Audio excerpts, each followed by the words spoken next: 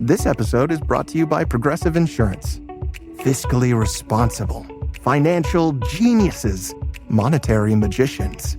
These are things people say about drivers who switch their car insurance to Progressive and save hundreds. Visit progressive.com to see if you could save.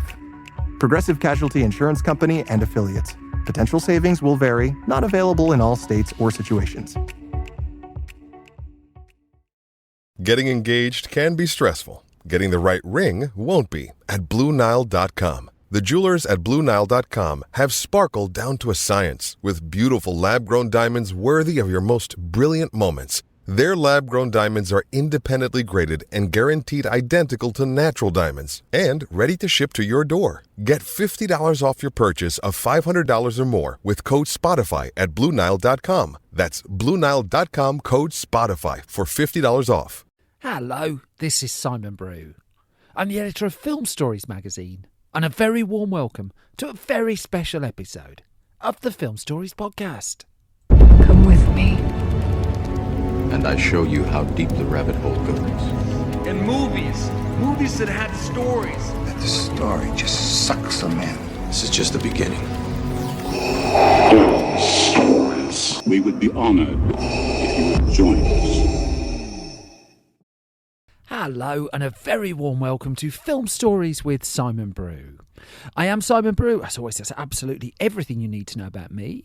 The aim of the podcast, though, is given away in its title. I'm here to talk of the stories of film, and I tend to talk about development stories, marketing stories, release stories, production stories, all the ingredients, really, that go towards making the films that we know and sometimes love. Just that, the films that we know and sometimes love. The films I tend to cover on this podcast lean more towards the mainstream than anything else. They're films I'm interested in or invested in to some degree.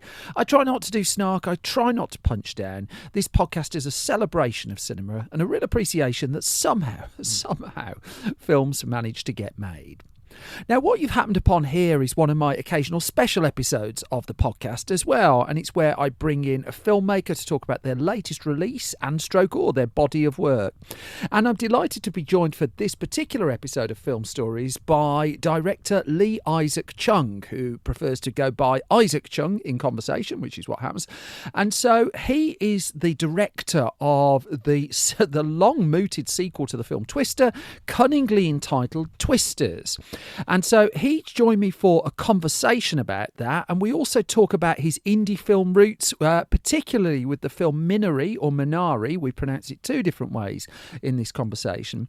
And that's pretty much all the setup you need going into this, I think. Twisters is out in cinemas around the world at the point this podcast is being released. I should point that out. It stars Daisy Edgar-Jones, Glenn Powell and Anthony Ramos, who I briefly touch on in this conversation. Screenplay by Mark L. Smith, who I touch on a little bit more.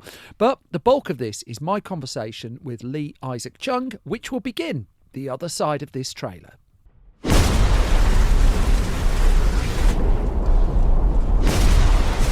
Guys, whatever's in there, it's big and it's moving fast. Drive. Go, go, go! Look out! Guys, you gotta get out of here. Do you hear me?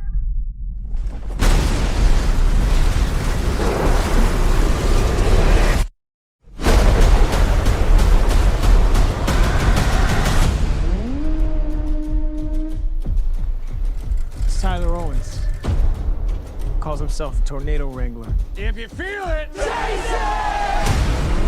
I said if you feel it, chase it! All right, here we go.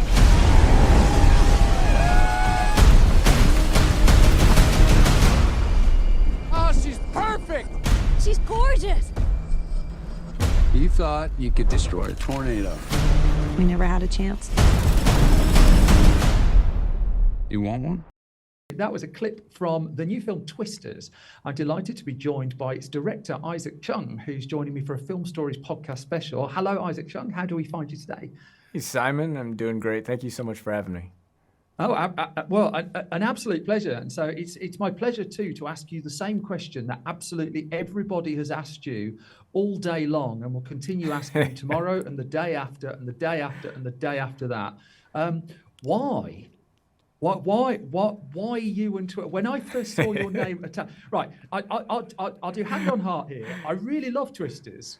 I wasn't expecting to love Twisters. I really love Twisters, but when I first saw your name attached to it, why? Are you asking me personally? Why would I personally want to do this? Yeah, it's funny. It's funny. I never. For me, it was, of course, I want to do Twisters. That was always the thought that I was having when this script even landed in my inbox. I've always wanted to do an action movie. That number one. I think I've always wanted to work on this scale on a canvas of this size. But there's so many other things that were coming together in my life and in my view of what I felt like a movie needed to do and be. I wanted to. I was even telling people that I wanted to make a movie like Twister. I was saying that aloud to people the very month I got this script coming in. So it was kind of a no-brainer for me when it came. And then there's so many other elements. You know, I grew up in Arkansas. This film takes place around where I grew up. That first film meant so much to me because of that and because of the experiences I've had around tornadoes and amazing weather and scenery around me and nature. I studied ecology. If you were to build a director who would want to make Twisters in a laboratory, it's me, Simon. I swear. But conversely, if we'd have gone to like a bookmakers or something in 2018 and said and put a bet on you were going to be the person to direct Twister 2, for want of a better way of putting it, I'd be rich now. I'd be off. You know, I'd be well. That's great. I wonder who won this lottery, by the way. I wonder who predicted this. Well, I wondered if there was because I love Minari as well. And I wonder if there's a little bit in the quote you gave to the Los Angeles Times when you're promoting that, which I remember reading at the time. I thought that's an interesting thing to say, where you questioned yourself, your words, really harsh to yourself. Why do I want to make films that people want to walk out of?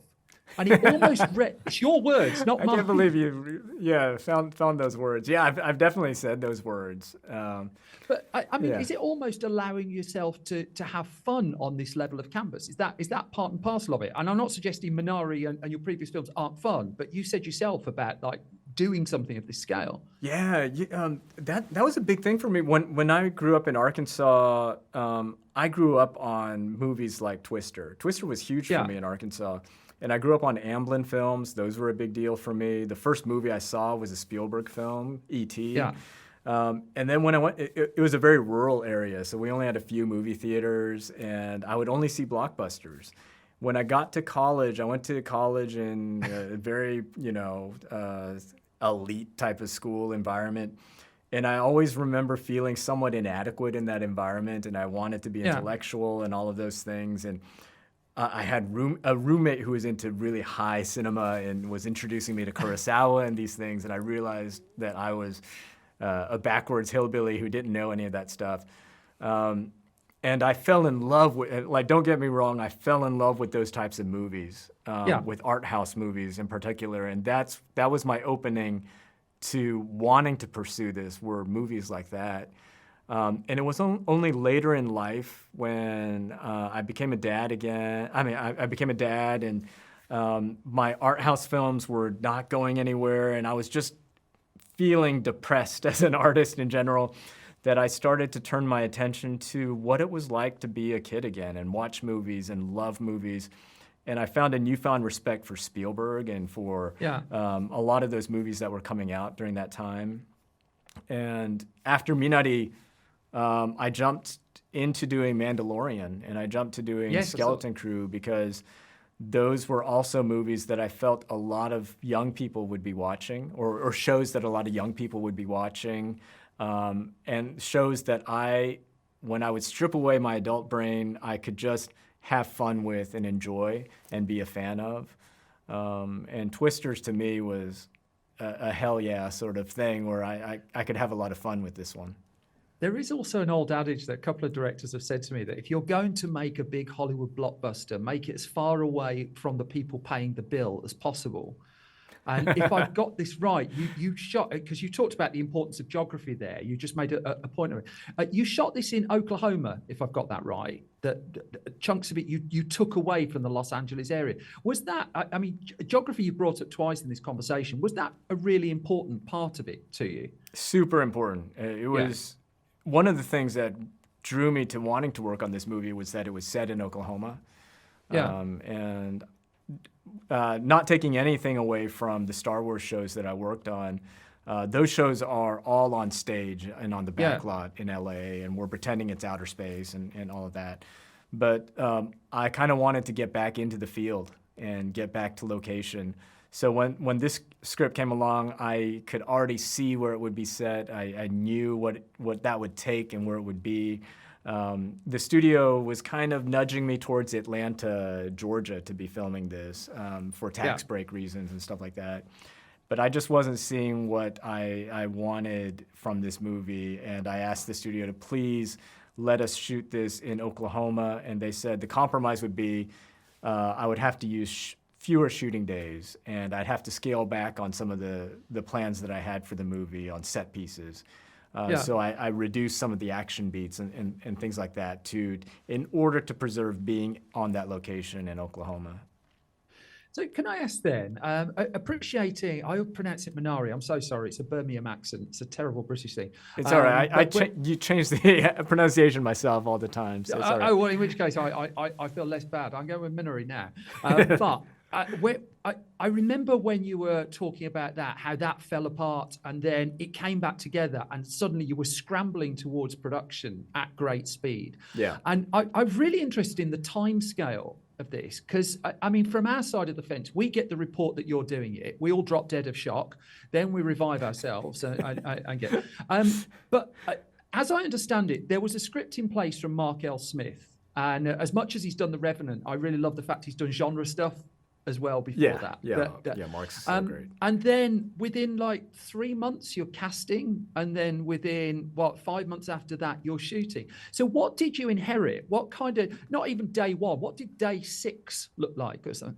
Yeah, the very first thing that my agent said to me with this project, there's always a caveat that they give to me to warn me about. They told me, but they want to release this July 19th of 2024, and they're very serious about that. It's a fast-moving train, is the way that they put it.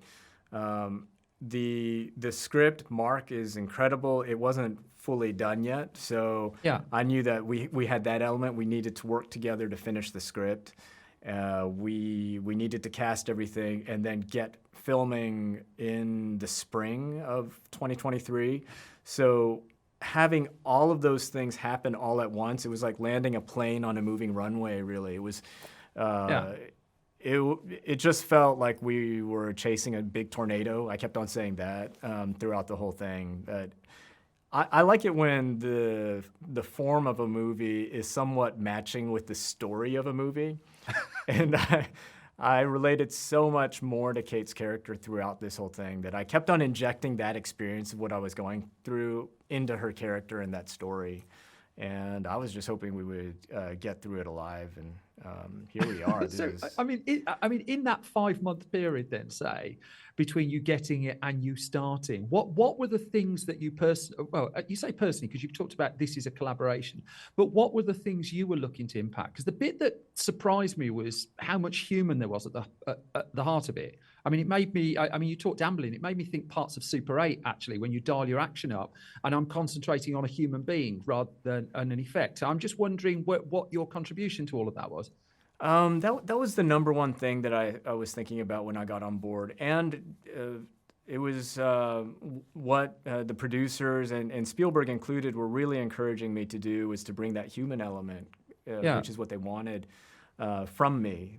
That was, I think, their big draw of working with me, is that they felt like I could help flesh out these characters. And for me, I just noticed that all of the relationships within the story needed to have its own structure and change and transformation. So there wasn't as much of an ending as I think everybody was wanting. So I kind of created this ending that I hoped was tying a bow on the way that the relationships were changing. And then also on a thematic level, like doing certain things for this character, the theme of coming home, the theme of fear, what to do with fear and anxiety and trauma and those types of things. I was just kind of bringing out what was already there in the script, because when I read Mark's script, I saw that it was already there, and I just felt like I got to be a filmmaker who comes in and draws out the things that made me feel this script was a living thing and could be a wonderful movie. So that process of working with Mark was really wonderful.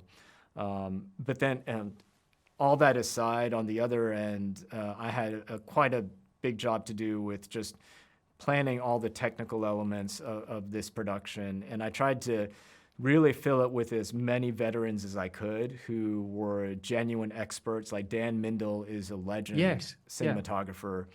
Scott Fisher is a legend as a special effects guy. He's done some of the most incredible special effects. Like, he won the Academy Award, I can't remember which film it was, for Christopher Nolan, but he does all of Christopher Nolan's things.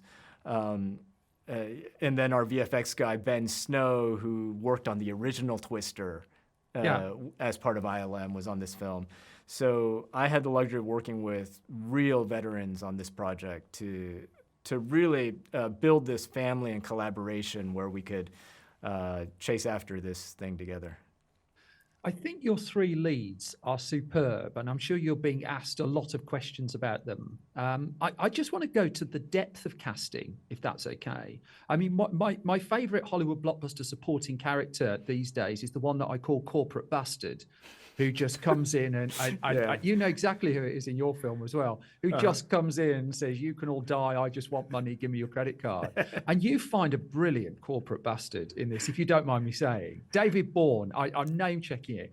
But also you bring in Maura Tierney into a role that's not on the poster, but I thought was really quite pivotal to the film. Can you tell me about casting and bringing those two people in?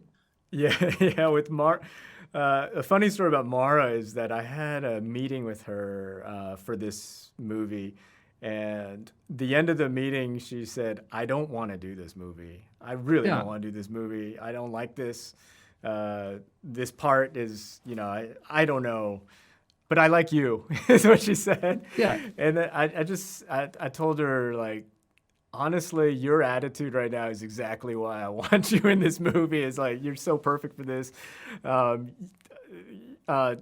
She had to deliver so quickly in this film a sense of toughness, of honesty, and also this, underneath all of that, this deep warmth and humanity. And I felt like I connected with her on that level in that call that we had. And I've always been a fan of her work. I just love Maura Tierney.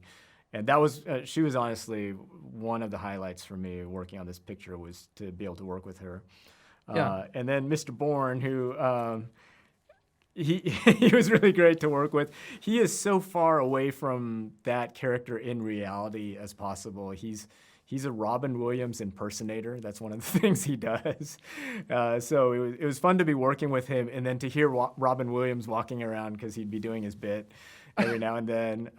It was so great to work with him. He was someone who we cast more locally. He was coming in from Texas. And he and David Cornsweet made a great tandem together as the corporate bastards. It was a lot of fun. I'm glad you pick up on that. There was also, I mean, just from a procedural point of view, just to up the difficulty level on the film for you, there was the strike in the middle, of course. But I remember, I think it was Christopher McQuarrie a couple of times has done big blockbuster films that have shut down in the middle for various reasons, invariably involving an injury to Tom Cruise. And he talked about the opportunity of taking the film back into editorial when he was halfway through and building in, even if he didn't change anything, just some unexpected thinking time. Did you get a little bit of that in the midst? Was that any help to you? It does give you a lot of time to think. When we were facing the major delay of the strike happening, I remember Dan Mindel, who shot J.J. Abrams' Star Wars films, he related to me that they had to shut down for a bit. I think because of a Harrison Ford injury, actually. So this is not just Tom; it's a few other people. It's mainly Tom, though, isn't it? Yeah. And he talked about how important that was for that movie to really improve it. So I got to have some time away to just think, because this movie, it felt like a flat-out sprint every single day. And I tell you, one day I got home and I felt so much pain from the day, and I was trying to, this might be TMI, but I was trying to swallow some aspirin. I couldn't even do that because I was so tired. And I just remember this is the most tired I've ever felt. And day in and day out, we were just kind of going through that sort of fatigue. And suddenly we got to take this nice break where we could take a breath and think about the movie. And I spent a lot of time during that break with my amazing editor, Terilyn Shropshire, who is just a genius editor. And she was not just a great editor for me, she was in many ways a therapist and a counselor who really helped me. It had been a harrowing experience in many ways going through that production of Twister during the summer. So I took a break, rethought things, went back to storyboarding a lot of things as well. And interesting. I was able to really plan out what I felt we needed and what we didn't need. And it helped us to meet our schedule. So when we got back to shooting, we knew exactly what we needed to do, what we didn't need to do, and we became super efficient. And we closed out the year of 2023 in December before Christmas, right in time for the holidays. We filmed everything in the most efficient way possible. And I can't imagine what it would have been like if we didn't have that time, which was, quite a transformative time for everybody to go through that strike. And a lot of things were happening. But on our end, we did hope that we would use the time wisely in a way, and also honor what was going on with that labor movement as well, and to respect it and not to make light of that at all. I mean, you've preempted a little bit my next question, because I did wonder if these things were tied a little bit. As someone of a certain age, I'm not as young as I once was. I'm always appreciative of anyone who can land their plane in 2 hours, or 2 hours, 2 minutes in your case. But I'm just worried. One of the things as a movie nerd from the 70s, 80s onwards is I always wondered if one of the reasons films got longer was the switch from analog to digital editing, which meant the editing time could get quicker and the thinking time went down. And my question to you is, do you think it's linked in any way, the fact that you had the extra time that made your film so lean? Because I'm really surprised how vacuum-packed it was. Oh, I'm so honored that you would say that, because I often I'm still trying to figure out how to make these things shorter, movies. And I'm not just saying that for an arbitrary running time reason, but I do love movies that have that contained feeling. And I've always, like, City Lights by Chaplin is my all-time favorite film, and that thing is like 87 minutes, I think, or 82. It's a wonderfully efficient story. I don't know. I like your theory that it might be some switch to digital. I also kind of wonder if we are in so much of a rush now to make movies. Like, even with this one, I'm not trying to throw shade at the studio for this. This is just like a process thing. We kind of want to just get it out there quickly. And within that process, it's harder to do that fine tuning to get things down and to shorten things without doing reshoots, all of that stuff. So it might just be the way that we rush through things these days. I've also noticed a lot of productions go and get greenlit even though there's no ending and there's no third act, and I've noticed that happens often as well. And who knows if that's a business decision, if people have just found that ultimately is okay and people will be all right with that. But I want to figure out a way to spend a little more time in prep and in development in order to prevent that kind of thing. So you're keying in on something I think that is really an interesting discussion, and I think a lot of filmmakers think about. I think it's Sidney Lumet, wasn't it, who always used to insist on a couple of weeks of rehearsal because he just said it would save you so much money down the line. You won't have to fix anything in post. The cheapest part is when you're just in a warehouse or something with a bunch of people and no cameras. It's so much cheaper. It's so much cheaper to spend that time up front than it is to worry about it later in post. And I think that's just the mentality shift that I think a lot of filmmakers understand, and it's kind of page one stuff. Everybody understands it.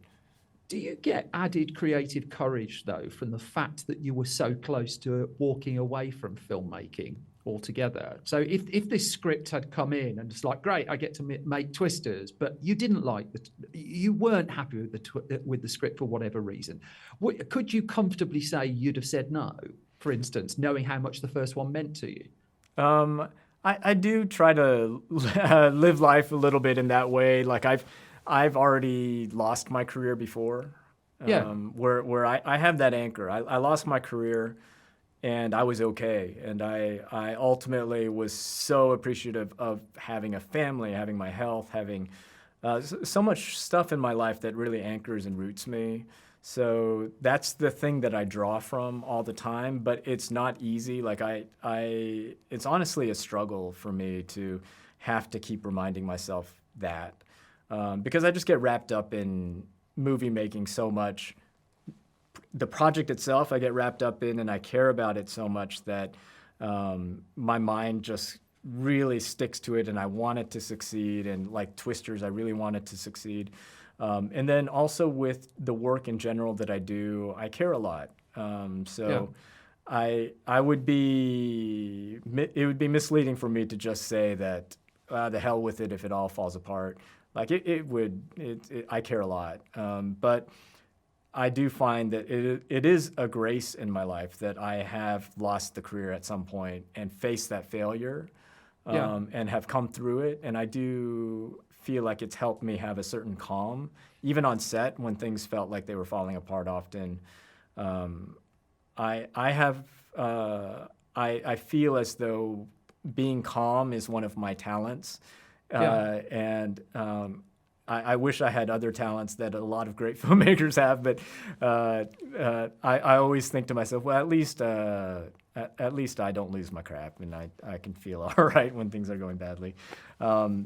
So I don't know, if that answers the question. Well, I'm just curious. If I tracked you down, if I got some like shonky time machine or something and found you in 2019 and said in 5 years' time you'd be talking to some weird bloke in the middle of England, who having just made a $200 million blockbuster sequel to a film that meant so much to you, are you at a point yet where you can wrap your head around that? I mean, have you seen this on a big IMAX screen with an audience? Were you at your premiere last night? Are these things kind of like hitting with you? Yeah. The last time I was in London, this is a roundabout way to answer that question. The last time I was in London, I had just shot my first feature film in Rwanda that was based on a class. Yeah, it was based on a class activity that I did with a bunch of young people in Rwanda. I had 45 rolls of 16 millimeter film. That's all I could afford. And I got into a cab at the London Heathrow airport, went to Technicolor, dropped it off, hoped to God that there was some kind of image on that film, and went back to Heathrow and took a shower because I hadn't taken a shower in ages. And then I flew back to New York, and that was the last time I was in London. And I was just reflecting, how would I have ever known that the next time I'd be in London would be with this huge blockbuster movie with, after, it was a weird bookend in a way, and I could not have predicted it. On that table in Twisters that Kate has made of that little town, that Build Your Own Tornado. Yes. Our production designer put a little Minari trailer in there, like the mobile home where the family lives. Just put it in there, and it was funny to see that and to see the smallness of that trailer and to kind of feel like I was working on this scale that did feel like it was dwarfing anything I had done before. And there's no way I can really I'm rambling a bit right now, and it's because obviously I don't know what the words are for it. It's weird. It's an odd thing. No, you're far more interested than me. If this is rambling, they should give you more blockbuster films and things like that. The other part of it to me is just like you've made a film there where people are buying tickets for it 3 weeks in advance as well. That there's this knowledge, there's this expectation that comes with it. And again, with no disrespect to your previous films, previously, you've had to stomp around and push them out to us. And this one, we knew of it before we knew of you. And again, it's just all these new experiences. I'm just wondering, again, how you're feeling in the midst of that. People have already bought tickets for your film. I'm just trying to learn it all. Like it's a whole new way of experiencing filmmaking, and even the rollout of film. The making of this movie was a whole new way for me, and I have been really grateful for that, the fact that this is such a new experience for me. I've been reflecting with... Are you enjoying it? I am enjoying it. It's I'm saying in such a way that it sounds like I'm trying to convince myself, but I'm trying to enjoy as much as possible, but I'm also I hold a lot of things in tension within me, and I'm just really hoping that this movie, we really pulled something off, and that people respond to it with the amount of joy that we had making it, and also with the amount of joy that we had when we edited it together and put all the elements in it. So you're kind of catching me at this space where we have made the meal, and now we're setting the table, and I hope people have a good time with it. We're nearly out of time, so obviously let me do my pitch. I want a spin-off film of Corporate Bastard, because Corporate Bastard, Corporate Bastard, the Twister spin-off that everyone wanted. You mentioned briefly, I do want to touch on it, the work that you were doing in Rwanda with your first film. And you set up a company, Almond Tree Rwanda. At that point, is that still active? Are you still and are you in touch with the people who you taught there and like gave them that spark? Yeah, I'm definitely in touch with the filmmakers there, and they're doing incredible work. Brilliant. They're doing so many wonderful things, and that it's beautiful that little thing that we did together as a team. We all really dream big, and I'm seeing those guys being leaders of the business of the industry in Rwanda, and it's time for me to go back there. I'd love to go back there and maybe make a movie about corporate bastards there. Perfect. Perhaps. Maybe that'll work. Yeah. We're out of time. Isaac Chung, thank you so much for your time. I look forward to talking to you for Terminator 10, James Bond 27, and all the other films I'm just off to the bookmakers to bet you're going to make. Huge congratulations on your film. Thanks so much. This was fun. Take care. Thank you. And that brings to an end my conversation with Lee Isaac Chung. Twisters is now playing in cinemas around the world. I really like Twisters as well. I was all right. I was sort of in the middle on the original Twister. I do think the second one is much better. I was a very, very big fan of it as well. And it also means that this episode has come to an end, and I'm, as always, in danger of outstaying my welcome, as I often tend to do. If I've not bored you completely, though, you can find more from me on Twitter and Blue Sky at Simon Brew. Film Stories is on both of those platforms at Film Stories. You can find us at facebook.com/Film Stories Online, youtube.com/Film Stories. You can also find our online shop, store.filmstories.co.uk, where you can find our assorted UK exclusive Blu-rays, as well as numerous back issues of our print magazines, Film Stories and Film Junior. And then if you go to our website, filmstories.co.uk, even, that's updated every weekday with movie news, features, reviews, TV stuff, game stuff, mayhem, mischief, all sorts of things along those lines. Finally, if you really like this podcast, don't forget, go to patreon.com/Simon Brew. You can support it financially there, or if you wouldn't mind doing the odd like and subscribe thing, it really helps enormously. Likewise, leaving a hugely positive review.